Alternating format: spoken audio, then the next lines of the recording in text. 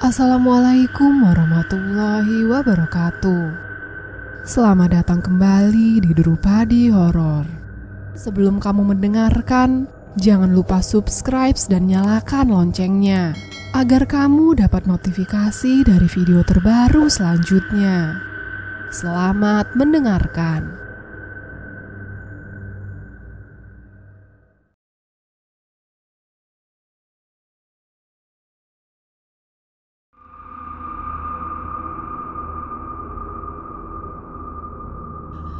Dua tahun aku melawan guna-guna pulung bubuk.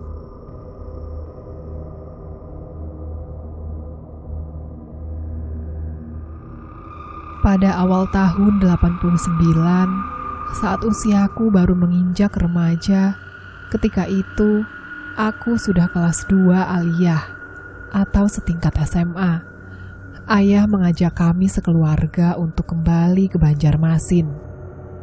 Setelah kurang lebih 4 tahun mencoba peruntungan di kampung kelahiran ayah yang terletak di Kabupaten Bulukumba, Sulawesi Selatan, tiba di Banjarmasin, aku terkena guna-guna pulung bubuk yang menyiksaku hingga 2 tahun lamanya. Kepindahan kami ke kota Bulukumba ini dikarenakan bangkrutnya bisnis pelayaran yang ayah kelola di Banjarmasin. Berbagai bidang usaha dijalani ayah guna meningkatkan kembali taraf hidup kami yang sudah sangat memprihatinkan sekali. Segala harta benda yang terkumpul ketika perusahaan pelayaran ayah lagi jaya-jayanya telah terjual habis untuk menutupi hutang-hutang ayah dan untuk menopang biaya hidup kami sekeluarga. Di kota Bulukumba ini, ayah mencoba berbagai usaha, dari menjadi penyuplai beras sampai jadi mandor pengawas di tempat pelelangan ikan. Bukannya membuahkan hasil, malah hutang ayah makin menumpuk terhadap rentenir. Tanpa mengenal putus asa, ayah mencoba lagi bekerja sebagai pengumpul ikan nener atau bibit ikan bandeng. Usaha ini pun gagal. Terakhir, ayah mencoba bekerja sebagai karyawan koperasi atas rekomendasi teman baik ayah yang bekerja sebagai pemilik modal di koperasi itu. Namun, hanya beberapa bulan saja ayah mampu bertahan di tempat itu. Dia pun segera mengundurkan diri, karena menurut ayah, penghasilan dari situ tidak mencukupi untuk biaya hidup kami yang berjumlah 12 orang. Setelah merenung dan berembuk dengan ibu, ayah lalu memutuskan untuk kembali ke Banjarmasin, tanah kelahiran ibu. Hal ini diputuskan ayah setelah beliau mendapat nasihat dari paman beliau yang mempunyai keahlian di bidang spiritual yang bernama Haji Amiruddin. Sengaja nama beliau aku samarkan agar tidak terjadi hal-hal yang tidak diinginkan.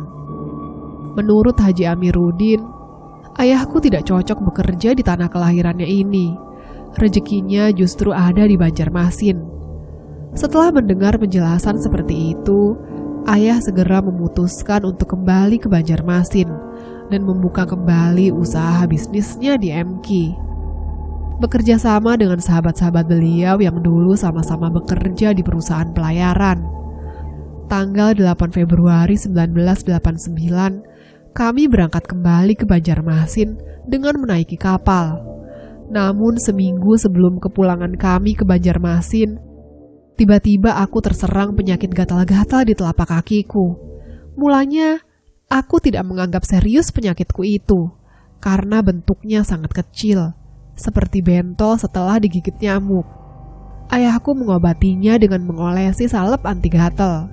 Tetapi aneh, semakin lama penyakit itu semakin membesar.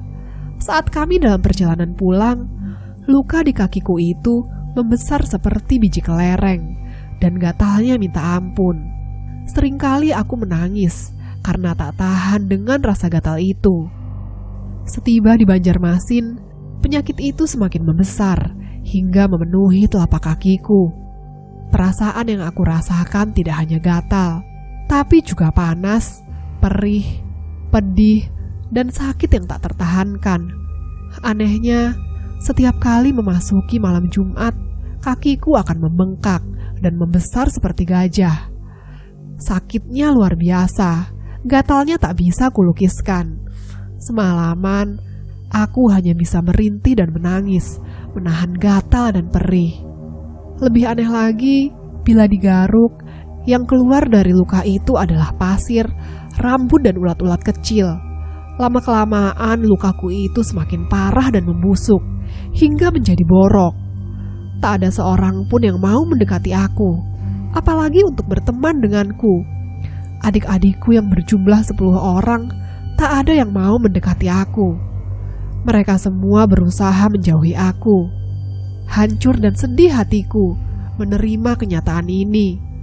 Setiap hari, aku melakukan aktivitas dengan cara ngesot, hingga bajuku kotor dan hancur. Tiap kali pergi ke sekolah, aku diantar oleh tukang beca langganan hingga ke depan kelas, lalu digendong ke dalam kelas. Setiap hari kulalui semua itu dengan berusaha tabah dan tawakal untuk menghindari cemoohan teman-teman sekolah dan menjaga agar mereka tidak jijik melihat borokku. Maka setiap kali hendak pergi ke sekolah, aku membalut lukaku dengan kain perban sebanyak 5 lapis, agar air danurnya tidak merembes keluar. Dalam sebulan, paling hanya 12 hari aku bisa hadir di sekolah, karena aku lebih sering sakit daripada sehat. Setelah genap setahun, penyakitku itu semakin parah. Kakiku bahkan tak bisa lagi kugerakkan. Jangankan untuk berjalan, untuk membukanya saja ketika hendak buang air, aku harus meringis menahan sakit yang tak tertahankan. Tak hanya itu, berbagai teror menyeramkan mulai datang menyerangku setiap malam Jumat. Kadang terdengar suara-suara aneh yang menakutkan terdengar di kamarku. Terkadang, berbagai macam pisau beterbangan mengelilingi ruangan kamar tidurku.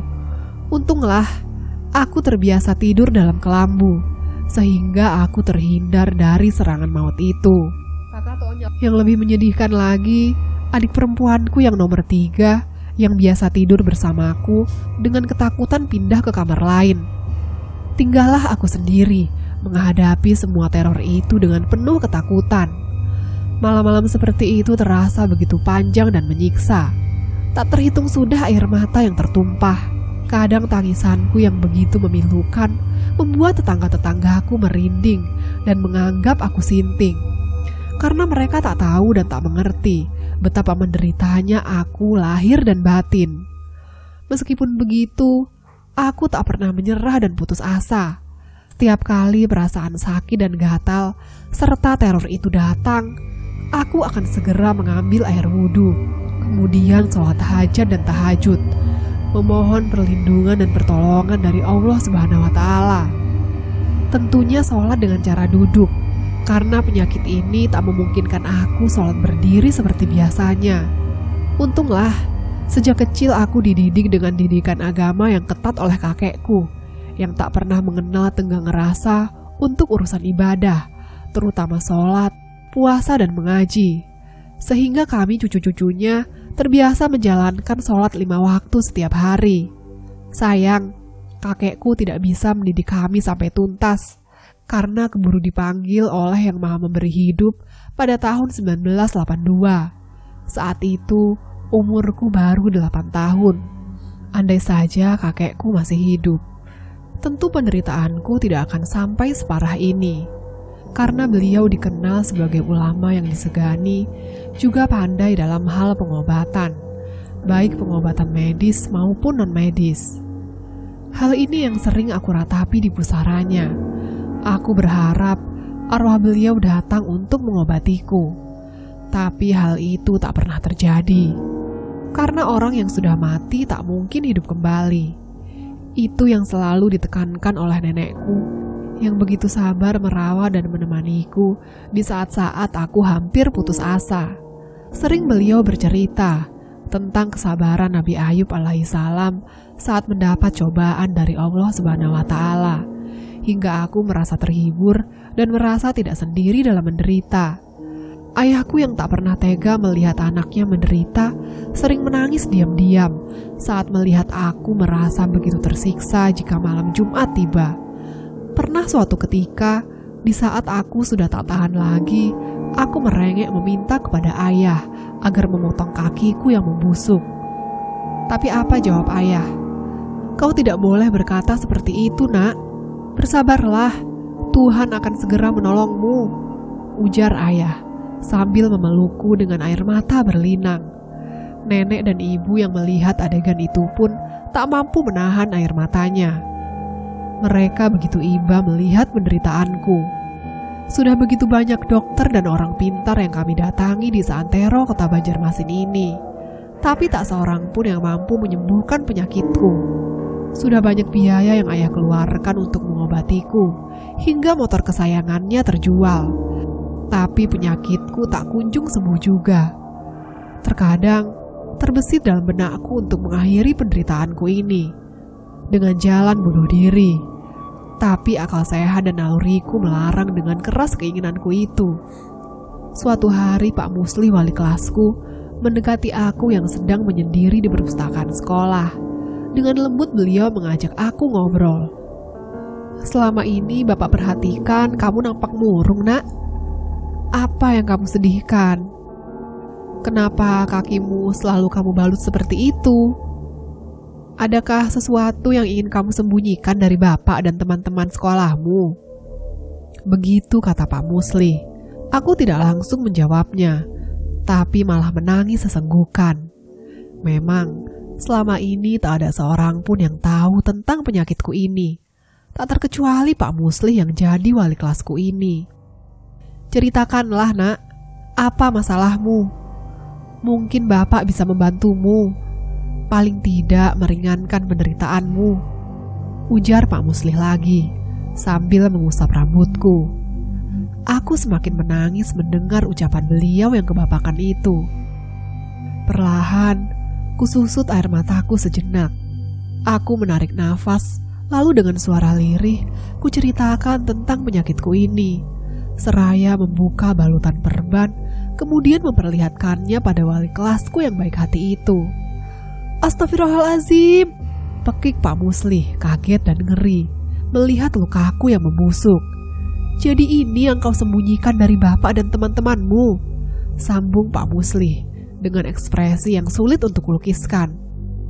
Benar, Pak, sahutku disela isak tangis. Berapa lama penyakitmu ini, nak? Sudah 2 tahun, Pak. Apa sudah kamu periksakan ke dokter penyakitmu ini? Sudah, Pak. Apa kata dokter? Dari dokter umum sampai dokter spesialis kulit yang saya datangi, tak satu pun yang bisa menganalisa penyakit saya ini, Pak. Mereka bilang saya alergi pada makanan tertentu. Ada juga yang bilang bahwa saya kena kencing manis dan harus diamputasi. Tapi setelah dilakukan serangkaian tes, pemeriksaan darah dan kencing, semuanya normal. Tak ada indikasi yang mengarah kepada kesimpulan mereka. Akhirnya mereka menyerah dan angkat tangan karena bingung menghadapi penyakit saya. Apa kamu sudah mencoba cara pengobatan lain? Maksud Bapak pengobatan alternatif? Sudah, dukun kampung, kiai, bahkan sinse ahli pengobatan Cina. Tapi belum juga bisa menyembuhkan penyakit saya ini, Pak. Saya hanya bisa pasrah. Setelah mendengar ceritaku itu, Pak Musli lalu menyarankan aku untuk pergi menemui seorang kiai di luar kota. Kata beliau, siapa tahu kiai itu bisa menyembuhkan penyakitku ini. Aku mengucapkan terima kasih kepada beliau sebelum ngesot menuju kelasku. Pada saat Pak Musli ingin menggendongku, aku menolak dengan halus uluran tangan beliau. Aku tak ingin dikasihani dan tak ingin jadi pusat perhatian teman-teman di kelasku. Hari Minggu pagi, ayah membawaku ke tempat kiai yang dianjurkan oleh Pak Musli. Setelah menempuh perjalanan selama 1 jam, tibalah kami di rumah Kiai Jamal. Sebut saja nama beliau begitu. Setelah cukup lama menunggu giliran, tibalah saatnya aku masuk ke ruang praktek beliau. Dengan seksama beliau mengamati penyakitku, sambil menggeleng-gelengkan kepalanya dengan wajah prihatin. Bagaimana penyakit anak saya ini, Kiai? Tanya ayah dengan wajah tegang. ini bukanlah penyakit biasa.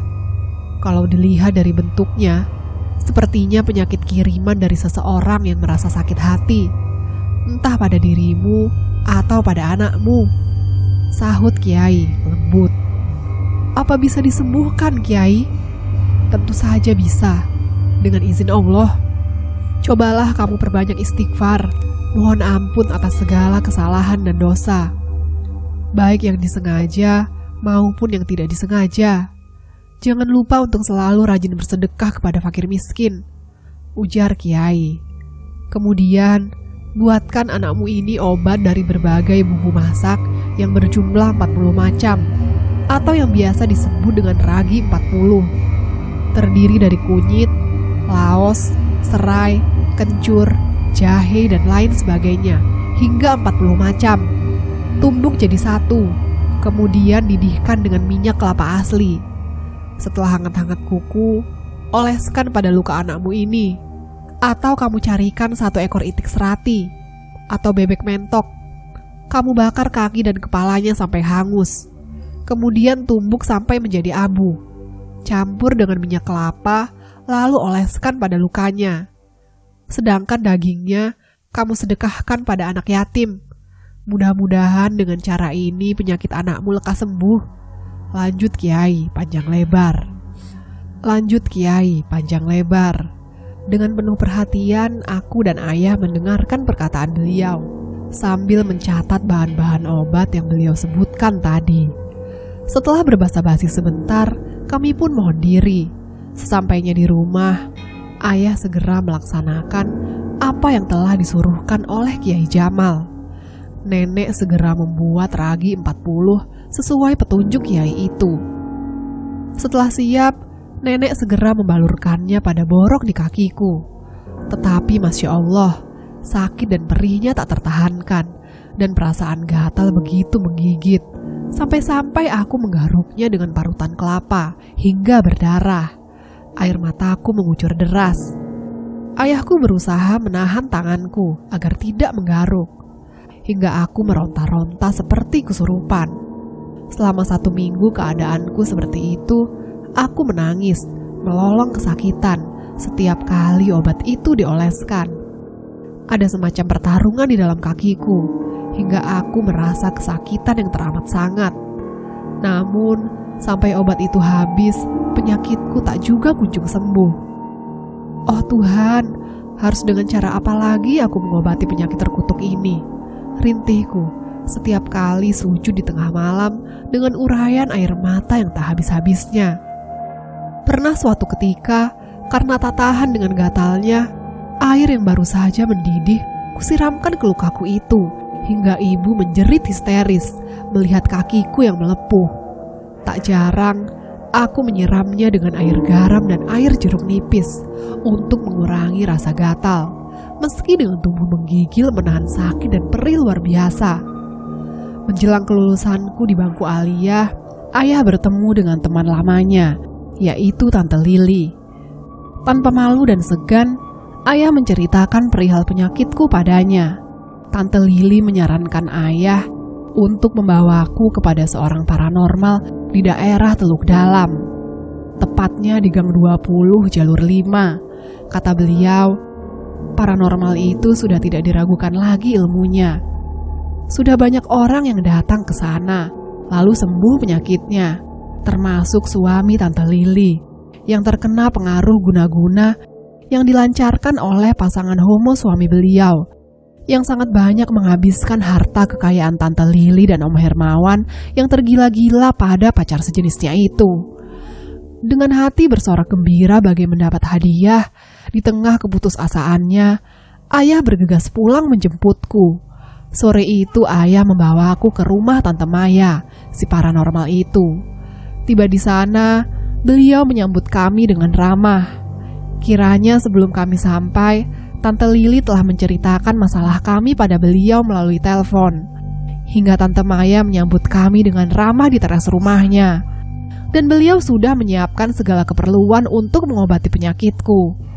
Beliau membawa kami masuk ke kamar prakteknya. Tercium bau kemenyan yang menyengat di ruangan itu. Berbagai ubuh rampe sudah tersedia pula di situ. Dengan lembut ia meminta aku untuk menjulurkan kakiku yang sakit, lalu mengasapinya dengan asap kemenyan.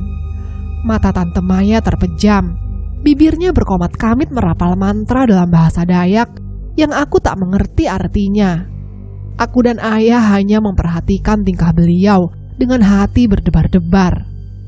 "Penyakitmu ini namanya palung bubuk," desis Tante Maya di sela bunyi teratak arang yang terbakar. Kami terdiam mendengar itu. Pulung bubuk adalah sejenis santet yang berbentuk serbuk yang mengikuti arah mata angin menuju orang yang menjadi target santet. Tujuannya untuk melumpuhkan dan membunuh orang secara perlahan-lahan dengan perasaan tersiksa. Ada beberapa jenis pulung yang dimiliki oleh masyarakat Banjar, di antaranya pulung api, pulung sampar, pulung banyu, dan lain-lain. Kamu kena guna-guna ini pada waktu subuh. Bentuknya berupa pasir halus yang ditiupkan ke arahmu dengan bantuan gaib. Lanjutnya, "Apa maksud dan tujuan orang itu, Mbak?" tanya ayah dengan wajah tegang. "Tujuannya untuk menyiksa dan membunuh anak kamu secara perlahan-lahan. Selain itu, ia telah mengunci anakmu agar tidak laku, agar menjadi perawan tua." "Tapi, apa salah anak saya, Mbak, hingga ia harus menanggung derita ini?" "Orang ini pernah menaruh hati pada anakmu, tapi ia tak berani mengungkapkannya, karena merasa yakin pasti akan ditolak oleh kamu dan anakmu." "Kenapa begitu, Mbak?" "Karena usia orang ini jauh di atas kamu. Dia lebih pantas jadi kakek anakmu." "Siapa orang itu, Mbak? Begitu tega menyakiti anak saya tanpa tahu kesalahannya." "Orang ini masih kerabat jauh dengan istrimu. Dia sering datang ke rumah kalian hingga tahu persis perkembangan anakmu dari kecil sampai remaja seperti ini. Dia merasa begitu terkesan dan terpesona dengan anak gadismu yang cantik dan baik budi ini. Tapi kemudian ia sadar bahwa ia tak mungkin memiliki anakmu. Maka ia berpikir lebih baik dihancurkannya daripada nanti ia merasa penasaran yang berkepanjangan. Sebenarnya yang ditujunya adalah alat kelamin anakmu agar rusak selamanya hingga tidak ada laki-laki yang sudi menikahinya. Tapi karena anakmu adalah anak solehah yang rajin beribadah, Tuhan tidak mengizinkan guna-guna itu sampai ke vagina anakmu, tetapi tertahan di kaki, maka kakinya yang membusuk." "Syukurlah, subhanallah, alhamdulillah, terima kasih ya Allah. Engkau telah melindungi kehormatan dan kesucian anak hamba," kata ayah dengan penuh keharuan. "Lalu, bagaimana cara menyembuhkan anak saya, Mbak?" tanya ayah. "Ada beberapa tahapan yang harus dijalani oleh anakmu. Mungkin memakan waktu beberapa bulan, karena penyakitnya sudah mendarah daging. Sebab, selain meniupkan pasir halus, ia juga melakukan pelet lewat minyak bulu perindu dan pengunci sukma yang dioleskannya di sandal anakmu yang dipakainya setiap hari. Jadi, langkah pertama, kita obati dulu lukanya, baru setelah itu melangkah ke tahap berikutnya. Apapun yang Mbak anjurkan akan kami turuti. Soal biaya tak masalah, yang penting anak saya sembuh." "Kamu jangan memikirkan biaya apapun. Aku tak menjual ilmuku, camkan itu. Niatku tulus ingin membantumu," sahut Tante Maya gusar. Ayah memohon maaf dengan rasa malu. Mulailah aku menjalani pengobatan dengan melalui beberapa ritual. Di hari pertama menjalani pengobatan, kami mengalami teror pada malam harinya. Rumah Tante Maya dilempari orang dengan batu yang sangat besar, hingga kaca depan rumahnya yang lebar pecah berantakan. Untunglah Tante Maya sudah mengantisipasinya dengan memasang pagar gaib di sekeliling rumahnya dan rumahku. Minggu kedua, ada pisau belati melayang ke arahku yang sedang tertidur nyenyak, tapi tak sampai kena. Hanya tali kelambuku yang putus dan bohlam lampu yang remuk terkena belati itu. Sejak itu, aku semakin mengintensifkan ibadah malamku sambil membaca Al-Quran dan ayat-ayat perlindungan seperti ayat kursi, Al-Fatihah, Al-Ikhlas, Al-Alaq, dan An-Nas. Tiada hari tanpa amalan itu. Hingga akhirnya lukaku mengering setelah diolesi kapur sirih yang sudah dijampi-jampi oleh Tante Maya. Selama diobati dengan kapur sirih itu, aku merasa ada perlawanan dalam tubuhku. Sepertinya benda yang ada di kakiku berontak, merasa kepanasan. Setelah 1 minggu, luka itu pun sembuh total. Anehnya, luka itu seperti lukisan yang tertera di kertas, kemudian ditempelkan di kakiku, hingga dengan mudahnya diangkat seperti mengangkat selembar kertas. Bahkan, tak ada bekas sama sekali. Ini yang membuat kami sekeluarga heran. Kala itu, ayah membawaku ke dokter kulit untuk memastikan bahwa aku sudah sembuh. Sesampai di tempat dokter itu, aku pun dinyatakan sembuh total. Kami merasa bersyukur sekali atas karunia Tuhan ini. Ayah lalu menggelar selamatan di rumah. Tahap kedua, aku menjalani ritual untuk menghilangkan pengaruh buruk yang bersemayam di dalam tubuhku, yang membuat auraku gelap tertutup sama sekali. Tante Maya memandikan aku dengan air bunga 7 warna dan perasan air jeruk purut laki. Lalu mengurut kakiku perlahan dari atas paha sampai jempol kaki. Setiap kali satu urutan dari pori-pori kulit kakiku, keluar pasir berwarna hitam kecoklatan, seperti pasir pantai. Pasir itu kemudian dikumpulkan pada sebuah piring putih yang telah dipersiapkan dan sudah diberi rajah tertentu. Pulangnya, ayah meminumi aku 3 sendok minyak tawon hingga aku muntah-muntah. Anehnya yang aku muntahkan bukan makanan, tetapi cacing-cacing kecil seukuran 2 mili. Hampir 1 jam lamanya, aku memuntahkan cacing-cacing itu, sampai tenggorokanku terasa sakit sekali. Kata Tante Maya, cacing-cacing itu menggerogoti tulang sendiku hingga terasa ngilu, menyebabkan tulang kakiku berlubang-lubang seperti kayu yang digerogoti oleh rayap. Hampir kami tak percaya dengan semua ini, andai kata bukan aku yang mengalaminya sendiri. Alhamdulillah, aku sudah bisa menjalani kehidupanku dengan normal, hingga bisa meraih titel sarjanaku tanpa terganggu oleh penyakitku itu lagi. Tante Maya yang telah berjasa menolongku itu kini telah tiada. Beliau pergi menghadap Yang Maha Kuasa pada tahun 2004 lalu. Sekarang anak perempuan beliau yang bungsu menggantikannya untuk membantu menyembuhkan orang yang terkena guna-guna tanpa pamrih. Saat ini, aku sudah berbahagia hidup bersama suami dan anak-anakku, menjalani kehidupan dengan membaktikan diri dan ilmuku di bidang pendidikan dan syiar agama Islam. Mengenai orang yang telah menyantetku, dia telah meminta maaf padaku dan keluargaku setelah ia pulang dari Tanah Suci. Konon, menurut cerita orang yang satu kloter dengannya, katanya orang ini tak bisa melakukan ibadah hajinya dengan sempurna karena mulutnya membusuk seperti kakiku yang membusuk karena ulahnya. Sungguh, Tuhan Maha Adil. Tanpa diminta, Tuhan telah memberikan ganjaran yang setimpal pada orang yang zalim kepadaku. Kini orang itu pun sudah meninggal dunia. Semoga segala dosa dan kesalahannya diampuni oleh Allah Subhanahu wa Ta'ala, dan semoga tidak ada lagi orang yang menderita seperti apa yang kualami dulu. Amin ya Rabbal Alamin. Seperti diceritakan Nyonya Nur kepada penulis.